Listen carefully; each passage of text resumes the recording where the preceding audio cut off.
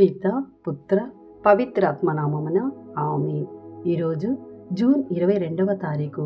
మత్తయి సువార్త 7వ అధ్యాయము 1వ వచనము నుండి 5వ వచనం వరకు. పరులను గూర్చి మీరు తీర్పు చేయకుడు, అప్పుడు మిమ్ము గూర్చి అట్లే తీర్పు చేయబడదు.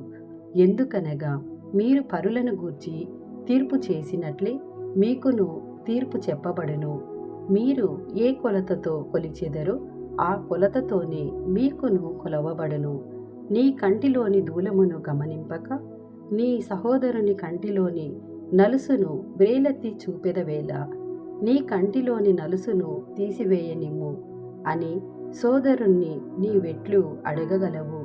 నీ కంటిలో దూలమున్నది కదా, కపట భక్తుడా, ముందుగా నీ కంటిలోని దూలమును తీసివేసుకొనుము. అప్పుడు నీ సోదరుని కంటిలోని నలుసును తీసివేయుటకు నీ చూపు స్పష్టముగా ఉండును. ఇది ప్రభుని వాక్కు. సర్వేశ్వరునికి వందనములు.